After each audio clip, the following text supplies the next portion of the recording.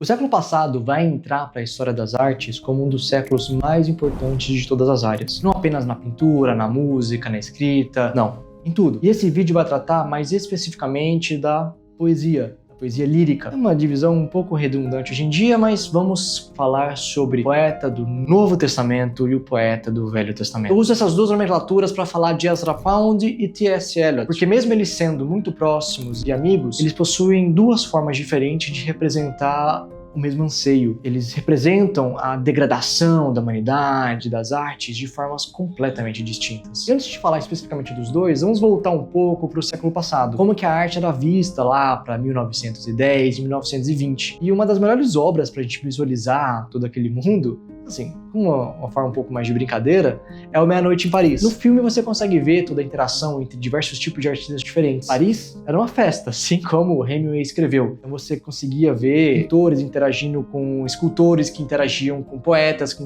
interagiam com cinegrafistas, com roteiristas. Era um mundo todo de artistas de uma só cidade. Mas isso em toda a Europa. Hoje em dia essas coisas ainda acontecem, tá? Às vezes a gente só não conhece os nomes, mas essa união de artistas ainda é bastante frequente. Inclusive, o Eliot, ele aparece no Meia-Noite em Paris por alguns minutinhos no começo e mais pro meio. Até cita a canção de amor de Alfred Prufrock, um momento bem engraçadinho. E mais ou menos nesse contexto dessa união cultural europeia do começo do século passado, todos inspirados por uma ideia modernista, assim dizendo, que Ezra Pound conheceu Eliot. Ambos são americanos, ambos se naturalizaram em outros países. Eliot foi para Inglaterra, Londres, enquanto Pound vai fazer uma jornada um pouco mais estranha. Enquanto Eliot virou anglicano e ganhou o Nobel, Ezra Pound ficou louco, não foi morto, mas foi condenado por traição. Mas no começo da amizade entre os dois, Pound, que serviu como o grande mecenas dos artistas modernistas, financiando Hemingway, financiando o próprio Eliot, financiando James Joyce e diversos outros artistas, ele se tornou editor de um dos poemas mais importantes do século passado, se não o mais importante. Ezra Pound foi editor do Wasteland, grande poema do Eliot, que ganhou o prêmio Nobel. Essa edição do Ezra Pound foi tão importante porque ela chegou a cortar metade do texto ganhador do Nobel. O revisor do texto, ganhador do Nobel, retirou metade do texto. O Ezra Pound tinha uma ideia de densidade na arte. Ele acreditava que você, como poeta, conseguia expressar diversos sentimentos, diversas ideias em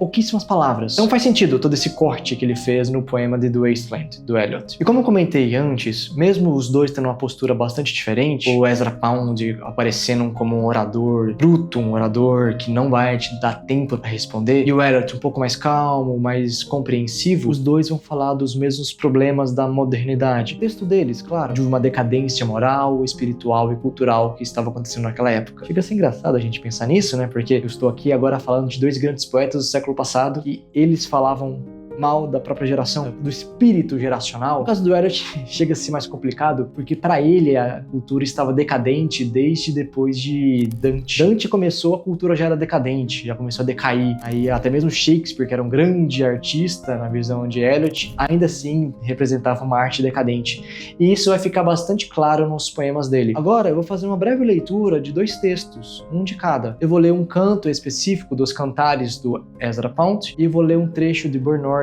talvez o poema todo, e depois vou fazer breves comentários a respeito deles, pra gente entender melhor o espírito geracional daquela época. Vai ser a leitura de Burn Norton, que é o primeiro dos 4 quartetos. Por sinal, esse título é usado por uma música de uma certa cantora pop, então talvez algumas pessoas reconheçam por causa disso. Por essa edição da Companhia das Letras e tradução do Caetano Galindo. Os tempos presente e passado estão talvez presentes no tempo futuro, e o futuro contido no tempo passado. Se todo o tempo é presente eternamente, o tempo é todo irredimível. O que poderia ter sido é abstração. Permanece perpétua a possibilidade somente no mundo de especulação. O que poderia ter sido e o que foi apontam a um só fim, que é sempre presente. Passos ecoam na memória. No corredor que não percorremos, uma porta que jamais abrimos, para o jardim de rosas. Minhas palavras ecoam assim na tua mente. Mas com que propósito perturbar a poeira num prato de folhas de rosas? Não sei. Outros ecos habitam o jardim. Seguiremos? Corra, disse a ave, atrás deles, logo ali. Pelo primeiro portão, o nosso mundo primeiro. Seguiremos o engordo do tordo? A nosso mundo primeiro. Lá estavam, dignos, invisíveis, movimentos sem pressão por sobre as folhas mortas, no calor do outono, no ar que brilhava. E a ave chamou, em resposta à música inaudita escondida no arbusto, e o feixe invisível do olho cruzou-se, pois as rosas a olhos vistos parecem flores vistas. Lá estavam, como nossos hóspedes, aceitos e aceitando. Então andamos nós e eles em padrão formal, pela leia vazia, rumo ao círculo enquadrado, para olhar na piscina drenada, seca a piscina, o concreto seco, cingido castanho, e encheu-se a piscina de água do sol, e o lótus subiu em silêncio, brilhou a superfície com o coração da luz, e eles por trás de nós, refletidos na piscina. Então uma nuvem passou e a piscina estava vazia. Vá, disse a ave, pois as folhas eram cheias de crianças, escondidas, empolgadas, contendo a risada. Vá, vá, vá, disse a ave. A humanidade não suporta tamanha realidade.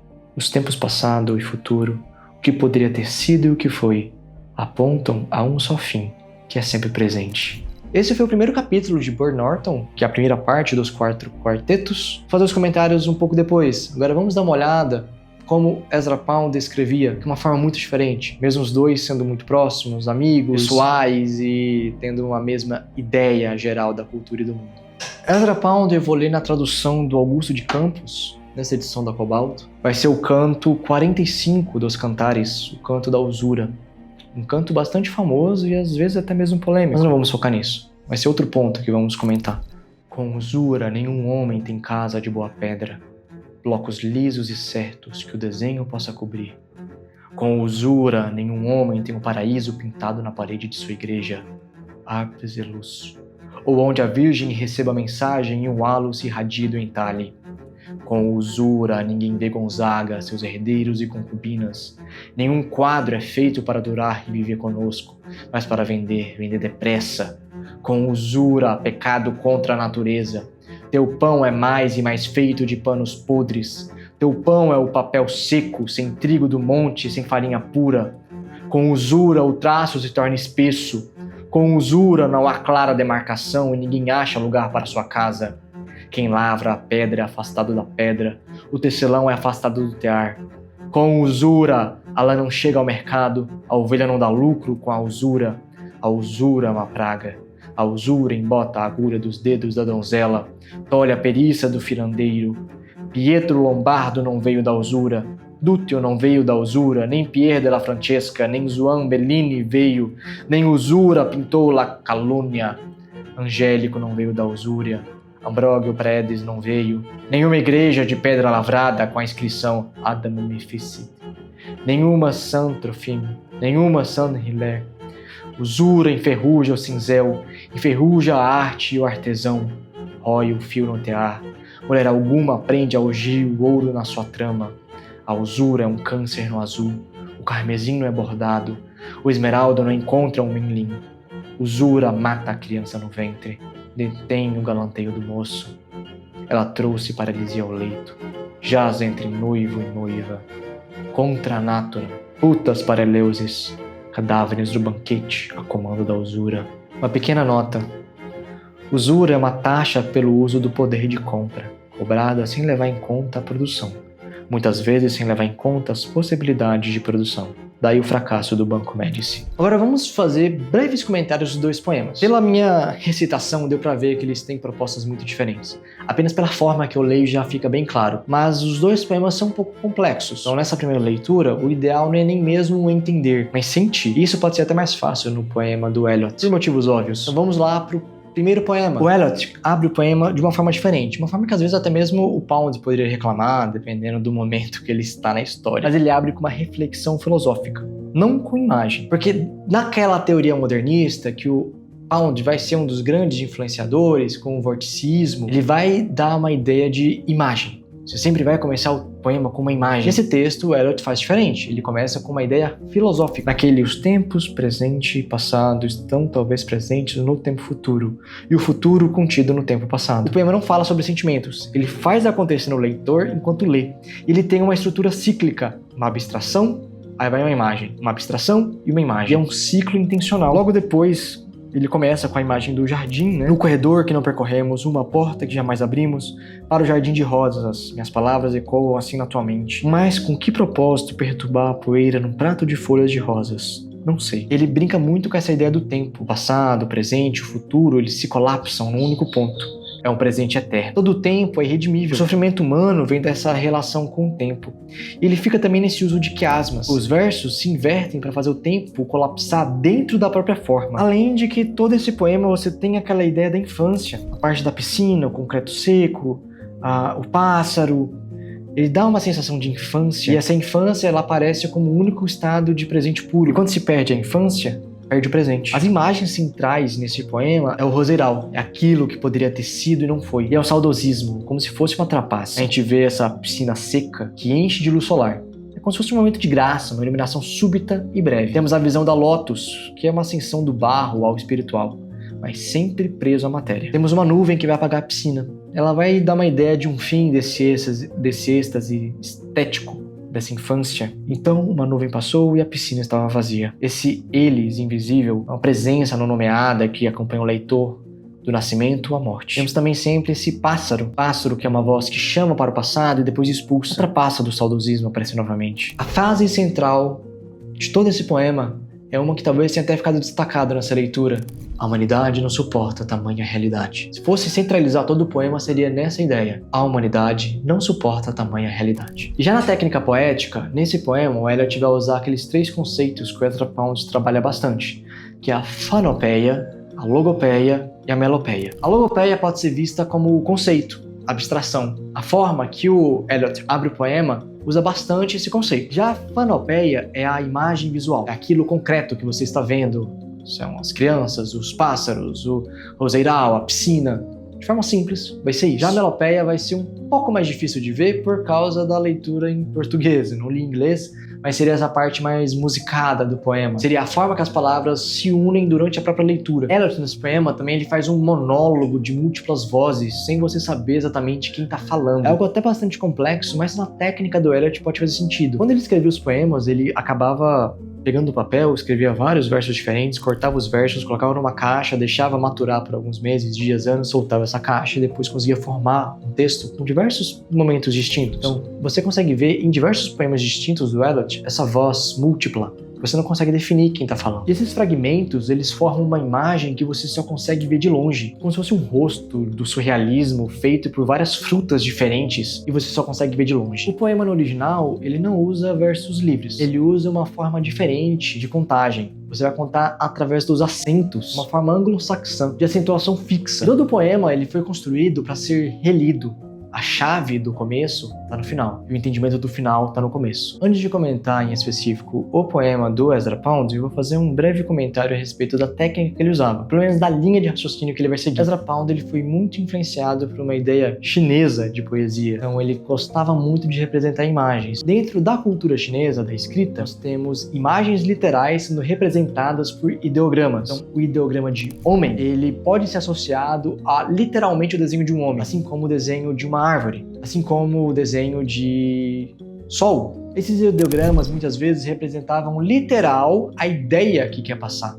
É claro que com o avanço da linguagem vai se perdendo um pouco essa ideia literal, mas ela ainda permanece, pelo menos na linguagem primitiva e principalmente na linguagem literária, a linguagem poética. E o Ezra Pound vai acabar influenciando depois outros artistas brasileiros. Ele, imagismo, que a gente vai ter aqui no Brasil, com os irmãos Campo, depois o Ferreira Goulart vai começar a fazer também aqueles poemas desenho, girassol, tudo isso vem de uma ideia primitiva de cultura chinesa. Depois o Ezra Pound vai adaptar para o próprio texto, para o vorticismo, vai acabar chegando aqui no Brasil. Aí um exemplo um pouco bobinho de como funciona essa técnica na poesia chinesa é este poema de Du Fu. É um dístico, é um exemplo de um dístico paralelo. Então, nesses poemas, a gente pode ter uma leitura tanto horizontal quanto vertical. Elas vão se complementar. Por exemplo,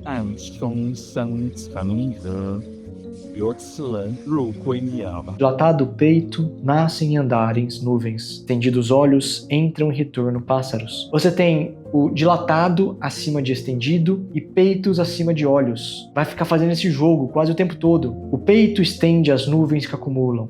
olhos estendem, pássaros adentro. Esse jogo, dilatado e estendido, peitos, olhos, nascem, penetram, andares, retorno, nuvens, pássaros. O tempo todo nós vemos esse contraponto semântico nesses dísticos, nesses poemas chineses. O poema clássico chinês é sempre rico em aliterações, assonâncias, rimas, onomatopeias e recursos sonoros em geral. Pound, nesse poema, pode ser visto como um profeta egoísta. Esse tom dele de sermão é bastante importante. Pound vai usar uma forma latina da palavra usura, e é um tom de sermão. Essa cadência causa um efeito de interromper o pensamento alheio, feito a ação de uma pessoa extremamente moralizada, que continua falando nesse ambiente barulhento. É um padre reafirmando enquanto os fiéis tentam interromper. É um sermão na história.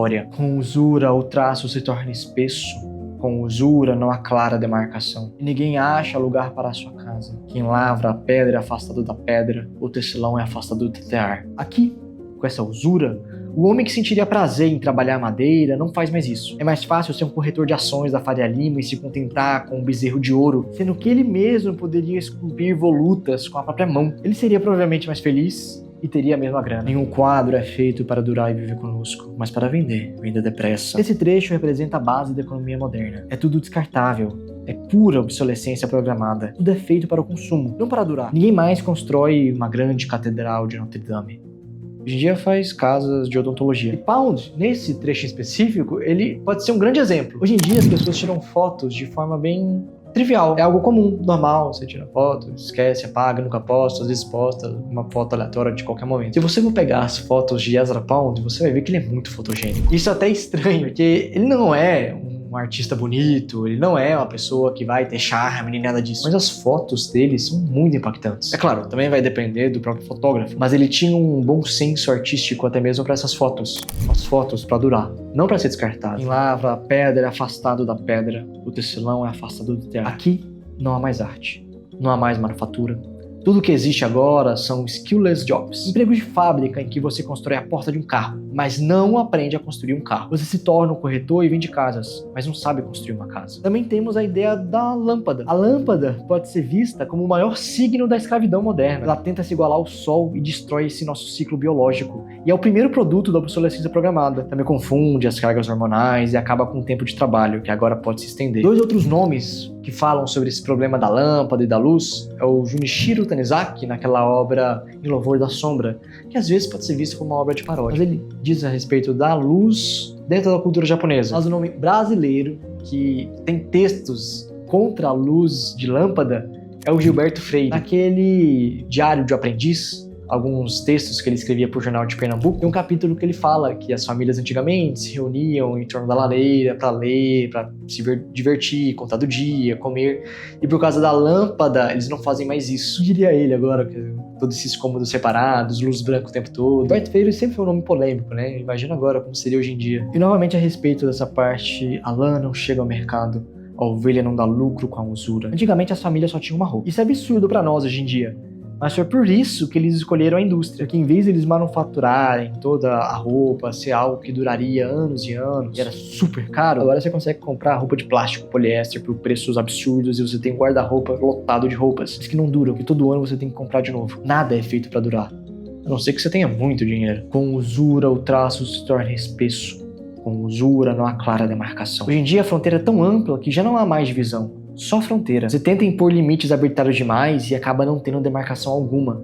As coisas perdem a própria individualidade. A gente pode ver isso muitas vezes em alguns países europeus que estão tendo problemas migratórios ou históricos que já aconteceram. Agora, o último insight que eu posso fazer a respeito do texto do Ezra Pound é a respeito da pedra. A pedra, ela aparece como uma figura bíblica diversas vezes. Na pedra angular de extrema relevância, muitas vezes associada a Pedro, o primeiro Papa, a Jesus. Então, ele diz que eles não estão mais próximos dessa pedra. Você não tem mais essa produção direta com o item de verdade, por causa da usura. Último comentário a respeito desse texto, vou tirar de outro texto de um poeta contemporâneo, Brian Belancieri. Ele tem alguns livros a publicar, ele tem sim um curso também para falar sobre isso, sobre textos poéticos em si, sobre escrita, aprender a ser um poeta e algumas análises críticas. Dentro desse poema de Ezra Pound, Brian define usura com o seguinte termo: usura é quando usurpamos o dom da natureza e dos outros. Usura é um pecado contra a natureza.